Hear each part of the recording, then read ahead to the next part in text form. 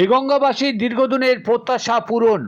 গত 12ই মার্চ হাবড়ার বাণীপুরের সভামঞ্চ থেকে রাজ্যের মুখ্যমন্ত্রী মমতা বন্দ্যোপাধ্যায় শুভ উদ্বোধন করেছেন দেগঙ্গার দমকল কেন্দ্র। শনিবার বিকেলে বেড়াচাপা হারোয়া রোডের দেগঙ্গা ফায়ার স্টেশন পরিদর্শনে আসেন রাজ্যের দমকল মন্ত্রী সুজিত বসু।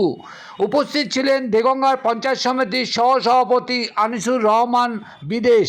এদিন দেগঙ্গার দমকল কেন্দ্রের চারিধার ঘুরে দেখেন মন্ত্রী, পাশাপাশি কথা বলেন ওই কেন্দ্রের দমকল আধিকারিক সহ একাধিক কর্মীর সঙ্গে। সদা দক্ষ ও সতর্কতার সঙ্গে কাজ করার নির্দেশ দেন তিনি। এদিন নজরে দেগঙ্গা পেজের একান্ত সাক্ষাৎকারে কি জানালেন দমকল মন্ত্রী সুজিত বোস তা শুনুন। পাশাপাশি দেখুন একেবারে সদা প্রস্তুত দেগঙ্গার ফায়ার স্টেশন। এই দমকল কেন্দ্রে দুটি ইঞ্জিন আছে, ছোট মোটরসাইকেল আছে এবং ছোট গাড়ি আছে।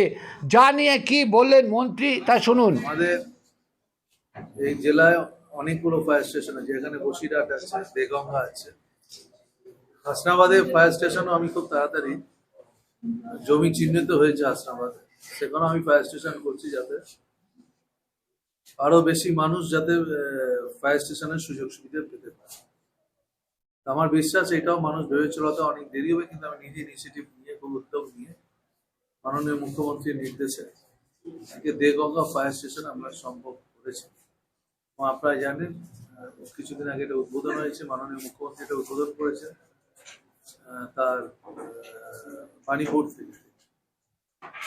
আমি মনে করি যে এই ফায়ার স্টেশনটা এই অঞ্চল কেন, এই অঞ্চল সারাউন্ডিং সমস্ত জায়গাটা এটা কভার করবে। শুধু দেগঙ্গার মানুষ সেটা উপকার পাবে, আশেপাশে বেড়াচাপা পাবে, বাদুরিয়া পাবে, সমস্ত জায়গায় বসিরহাটের অনেকটা উত্তরের মানুষরা আরোয়া পাবে যতটা পারে। আমাদের তো একটা প্ল্যানিং করে কাজ করি, আরো যেমন হাসনাবাদে করছি আমি, আরো করবার আমার পরিকল্পনা আছে, কিন্তু যেটা সিদ্ধান্ত হয় সেটাই বলি। আর কি থাকছে ফায়ার স্টেশনে যেমন থাকে, ফায়ার স্টেশনে আমাদের দুটো টেন্ডার এখানে পাঠিয়েছি, ফায়ার স্টাফেদের পাঠিয়েছি, দুটো মোটরসাইকেল আমি পাঠিয়ে দেবো ছোট ছোট জায়গায় যাতে মুভ করতে অসুবিধে না হয়। তার জন্য দুটো মোটরসাইকেল আমাদের 15 লিটার ওয়াটার থাকে, 15 লিটার ফোম থাকে, যাতে ছোট জায়গায় মুভ করার জন্য দুটো মোটরসাইকেল আমি পাঠিয়ে দেবো। আপনার